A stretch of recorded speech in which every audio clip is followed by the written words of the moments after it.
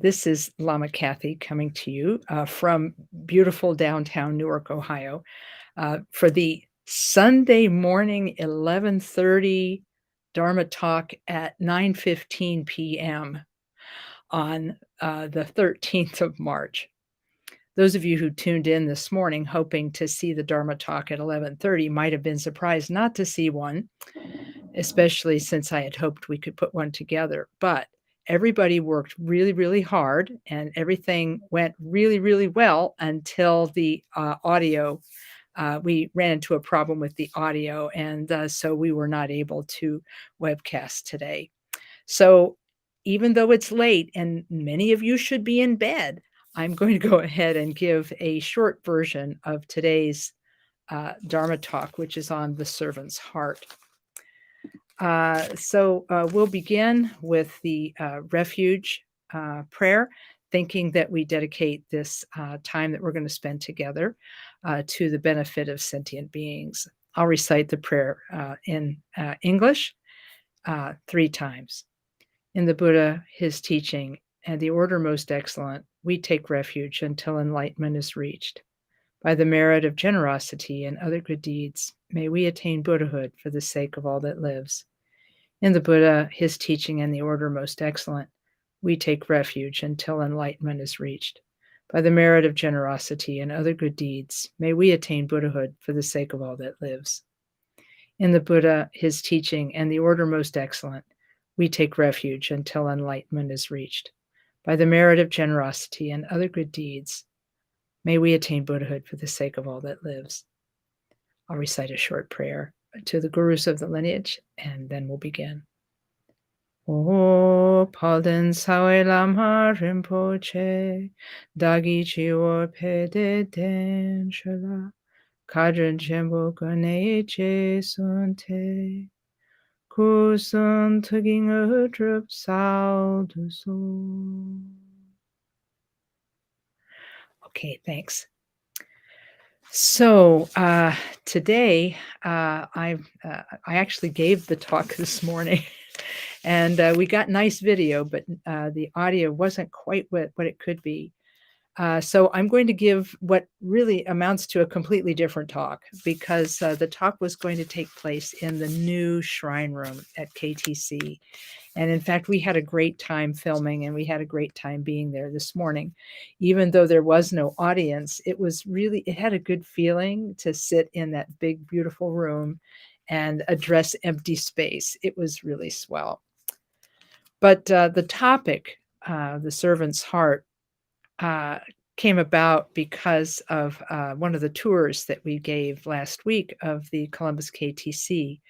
And as I was walking down the stairs with a person, one of the volunteers or one of the visitors, she was marveling at how the building came together. She said, how did this happen? How did this all come together?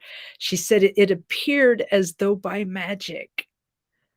And what I have to say is that it actually sort of felt like that to us too, even though I have to admit there were times when we actually felt every single step, some of which were a little bit painful and some of which were kind of stressful.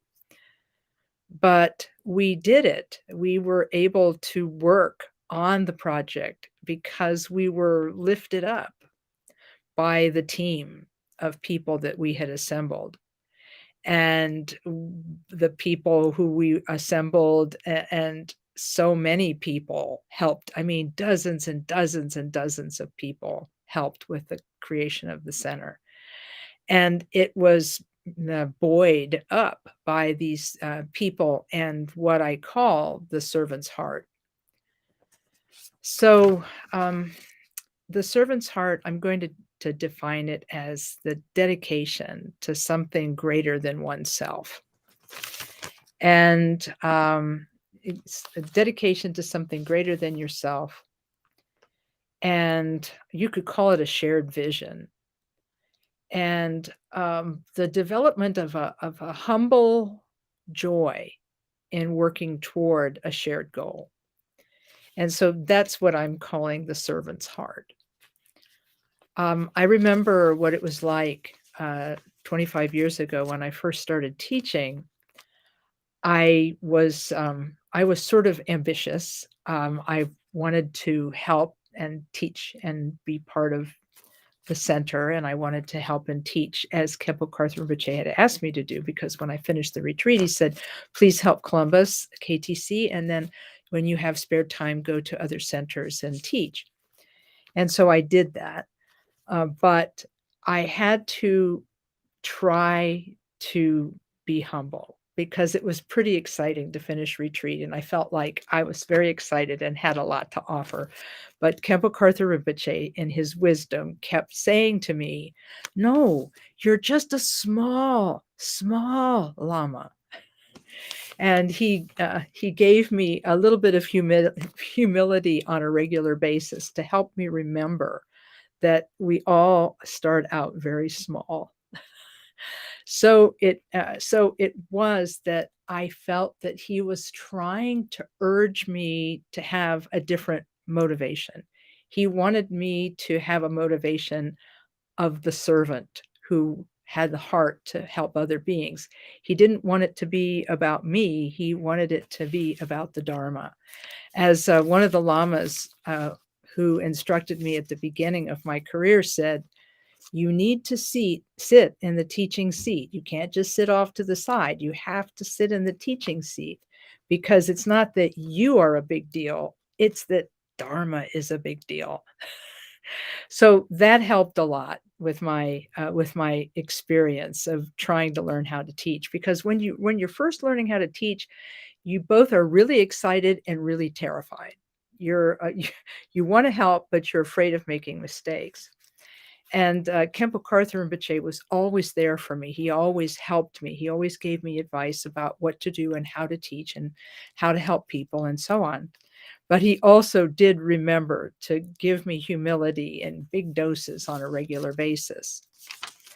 So I remembered, and I was reminded of this when I started thinking about a book I had read by Pema Chodron.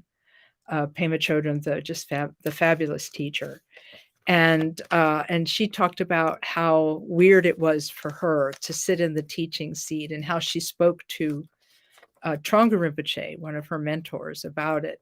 And he said, when you're a Lama, when you're a teacher, you have to be both big and small at the same time. And again, it all seemed to come down to being a servant to others. So that was how I got my start. I got my start from the stunning example of Khenpo Karthar Rinpoché. I mean, he was perfect in every way, and he was able to do everything and help everyone and manage and juggle all kinds of responsibilities. So when we came into the situation of needing to rebuild the Columbus KTC, I felt a little bit inadequate to the task, but he kept encouraging us and he kept moving us forward. And he always seemed to be so excited about it. And I said, how do you stay so enthusiastic when things get so hard? And he said, I have been teaching for many, many years, and I am more than 90 years old. And he said, but I have never lost my enthusiasm for serving His Holiness Karmapa. And so that really struck me, that for him, it was about serving Karmapa and carrying out this vision that Karmapa had for Dharma in America. So that gave me another lesson as to how to have a servant's heart. Well, you might ask, where does the servant's heart come from? Where does it begin? I think that it starts from the wish that we have. Many of us have this wish from the time we're very small, to be of help to other people. We want to help people. Those of you who have read The Ornament of Precious Liberation, Gampopa's masterwork from the 12th century, about the various aspects of Dharma practice know that in his very first chapter, he talks about the different kinds of people there are. There's the kind of person who has no interest in Dharma whatsoever. There's the sort of intermediate person who could be interested in Dharma, might not be interested in Dharma. And then finally, there's the person who he calls the most ideal Dharma student, which is the person who has a beautiful heart that is loving and giving, naturally loving and giving. And the first group, he says, that have no inclination to Dharma at all, he calls them the cut off family, because it's almost like they've cut themselves off from virtue by having no interest in spiritual life whatsoever. But then he says there's like a middling or intermediate family of people who might be interested in Dharma, but then again might be dissuaded from it. And then finally, the Mahayana family. Maha means great, and yana means a path. So the people of the great path of the Bodhisattva. Bodhi means awakening, and sattva means a person who has the mind of. So Bodhisattva is a person who has the mind of wanting to awaken to Buddhahood. And so I think really for those of us who have been studying the Dharma for a long time, it starts with being in the Mahayana family and having a wish to benefit beings from the time you're very young. And then once we find Dharma, we get enthusiastic about Dharma. We rejoice and get excited about the teachings of the Buddha. We get especially excited about his teachings on love and compassion, and how important love, compassion, joy, equanimity, humility, generosity, patience, how amazing all of those things are, and how transformative all of those things are. And Khenpo Karthar Rinpoché said that when we just nurture this wish, just the wish to be of benefit to others, and keep it with us all the time, hold on to it all the time, he says it starts a momentum of goodness. He said it has a momentum of goodness within us, and that momentum of goodness eventually becomes self-sustaining. And I guess you could say that over time, we learn skill. We may not really have skill in helping others at the beginning. We may just have the wish, but not the skill. And so we make lots of mistakes as we try to help people. We run into ourselves. We get ahead of ourselves. We get upset. We get angry. We get impatient. We get all of those things while we're trying to help others. And we worry because we don't want to make mistakes as we try to help others. And I remember talking to Lama Karma Drodul about this one time. Lama Karma Drodul, who you know is Khenpo Karthar Rinpoche's nephew, and is a wonderful Dharma teacher. And I said to him once that I was worried about making mistakes as a Dharma teacher. And he comforted me by saying, well, you know what Milarepa said? And I said, no.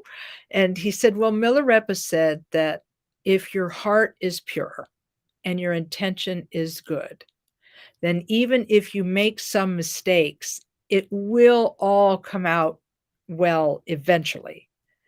So that gave me some heart, that even though I was unskillful in trying to help people and I wasn't doing things properly or well, that there was still a chance for me to benefit.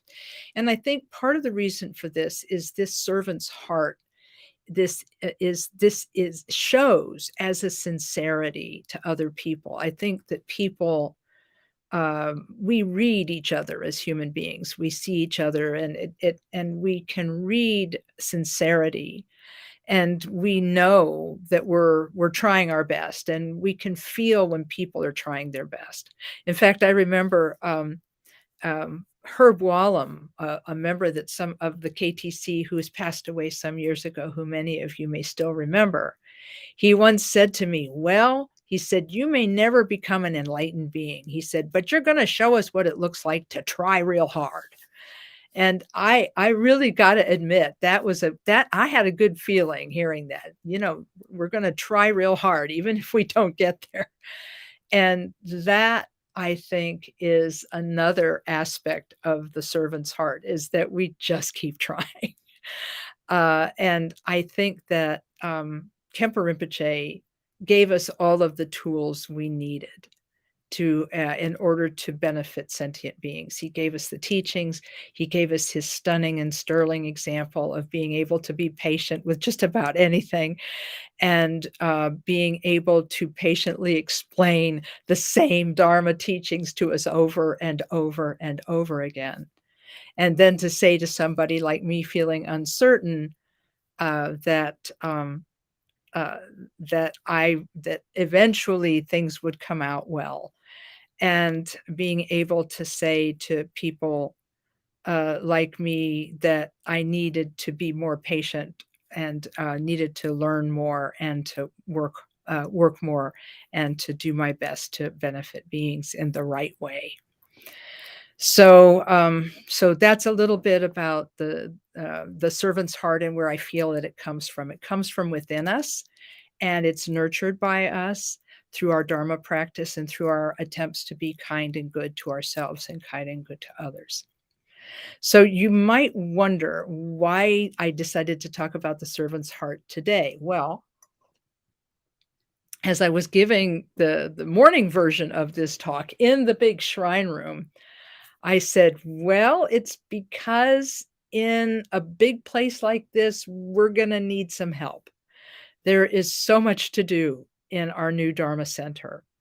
We've got places that need dusting, and we've got floors that need sweeping, and we've got greeters' desks that need greeters behind them, and we need volunteers for virtually every area of the center. In fact, this morning when I came in, two volunteers from the library were meeting with Lama Adam this morning at the KTC library, and they were so excited to be there and so excited to be learning about how to help people with the KTC library.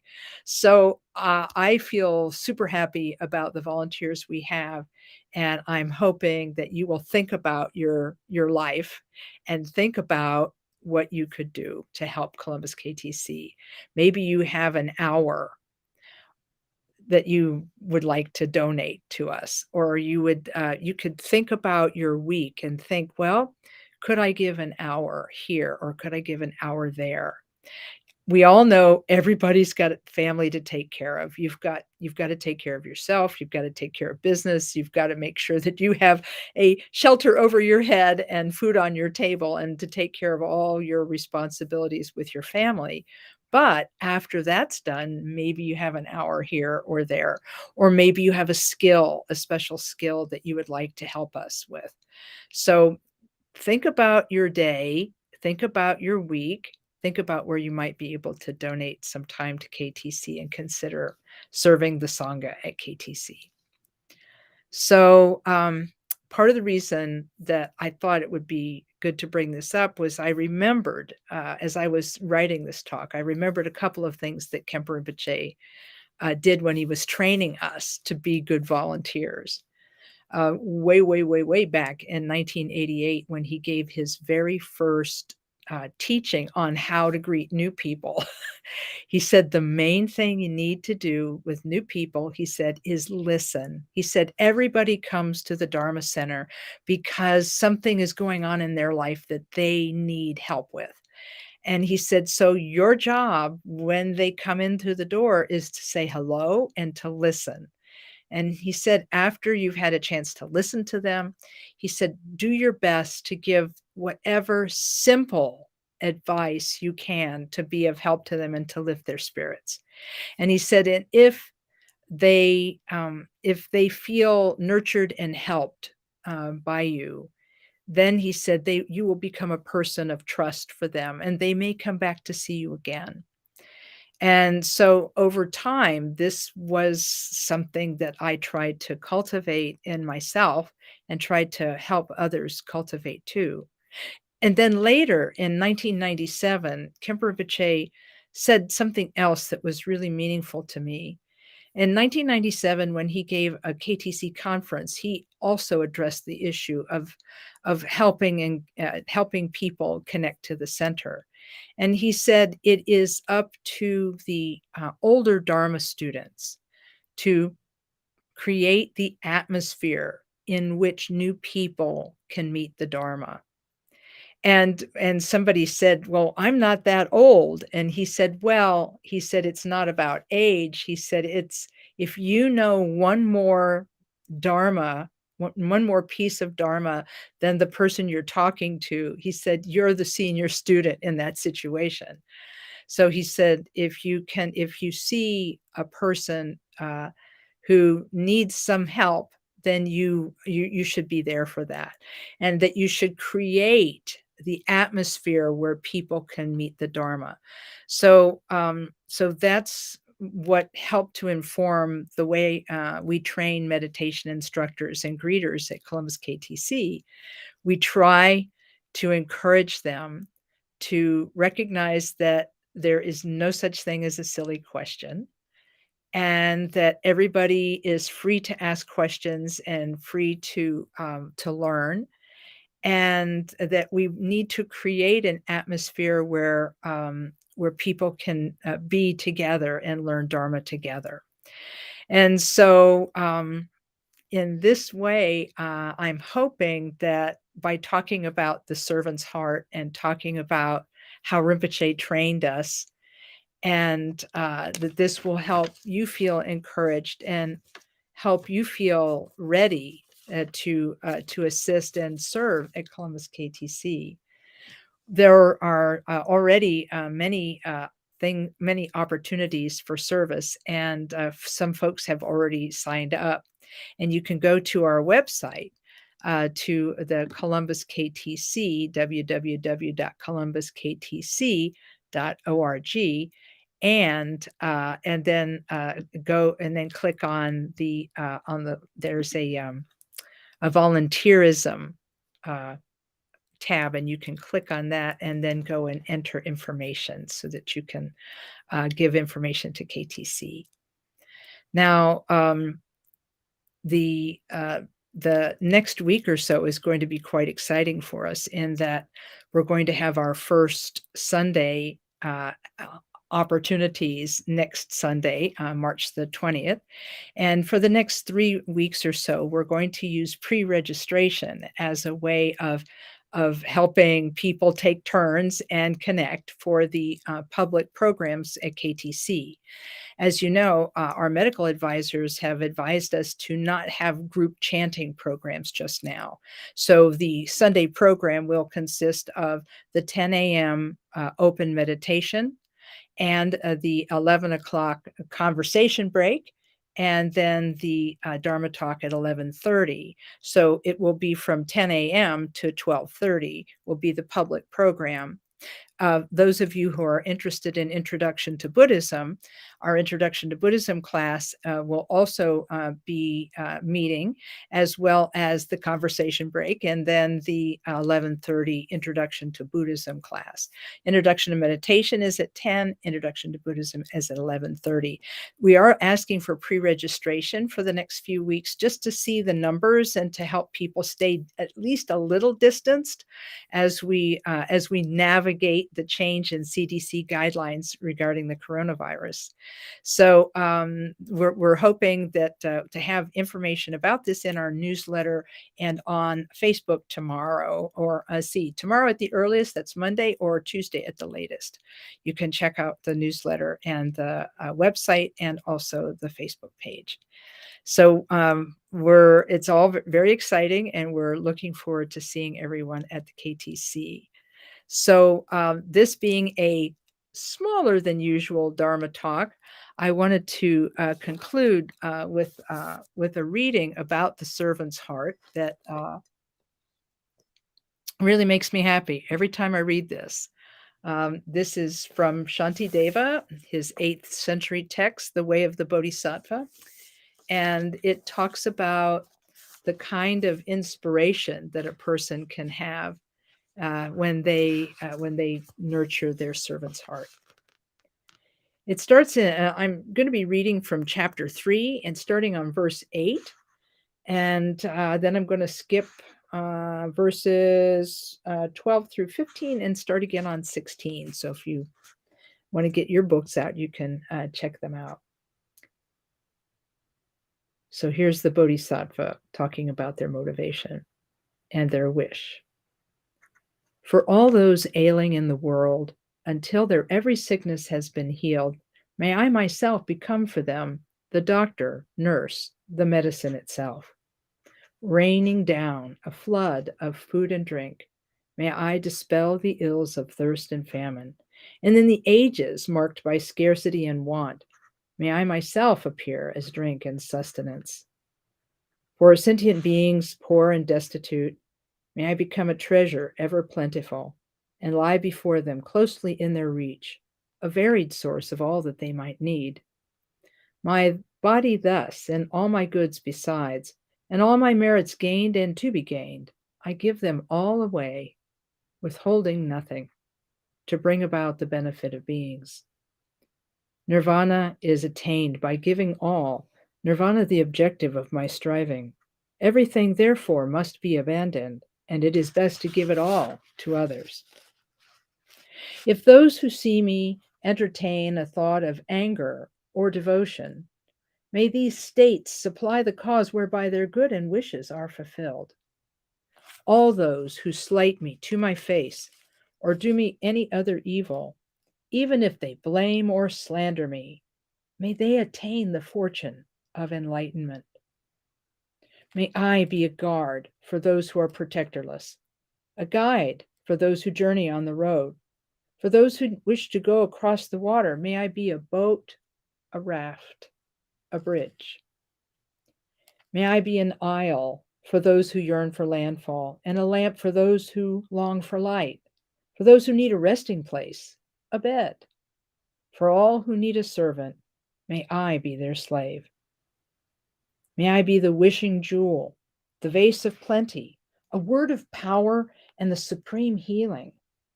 May I be the tree of miracles, and for every being, the abundant cow. Like the earth and the pervading elements, enduring as the sky itself endures. For boundless multitudes of living beings, may I be their ground and sustenance. Thus, for everything that lives, as far as are the limits of the sky, may I provide their livelihood and nourishment until they pass beyond the bounds of suffering. Just as all the Buddhas of the past embrace the awakened attitude of mind, and in the precepts of the Bodhisattvas, step by step, abode and trained, just so, and for the benefit of beings, I will also have this attitude of mind, and in those precepts, step by step, I will abide and train myself. Thank you. Thank you very much for listening. And I know that I see there are 7 of you out there. Thank you so much for for watching this prime time, much later than it meant to be, a Dharma talk for today. And I hope that all of you are keeping well and taking good care of yourselves. I know that it's been a very difficult few weeks with war going on in Europe. And I know that folks are feeling a little frightened about the future. It's my hope that all of us can continue to practice the compassion mantra, Om Mani Padme Hum, and that we can imagine all the world transformed into a pure realm for the benefit of transforming our own tendency toward fear and hate into what Shantideva talks about as being the exchange of flowers. In other words, abandoning our own fear and hate and bringing up a feeling of goodness and mercy within ourselves. So I want to thank you, and I want to look forward to seeing you soon. And let's do a dedication of merit, bringing together all of the goodness that we've brought here tonight and dedicating it to the liberation of all sentient beings. Khenpo Karthar Rinpoché he used to say, You can pull together all of your merit, the merit of the past, the merit of the future, and pull it all together and dedicate it all to sentient beings. So here we go. Through this merit, may all achieve the omniscience of Buddhahood. May it defeat our common enemy, wrongdoing, from the stormy waves of birth, old age, sickness, and death. From the ocean of samsara, may we free all beings. May we free all beings. May we free all beings. Thanks, everyone. And thanks to the volunteers of KTC and also to the guys who are going to be editing this into a podcast later in this week. So thanks to everyone. I really appreciate it. The audio visual guys were working for 6 hours yesterday, and they were going to work again tonight. So they're trying to put together a really lovely system for us. So take good care, everyone. I rejoice. Bye-bye and good night. Om Mani Padme Hum.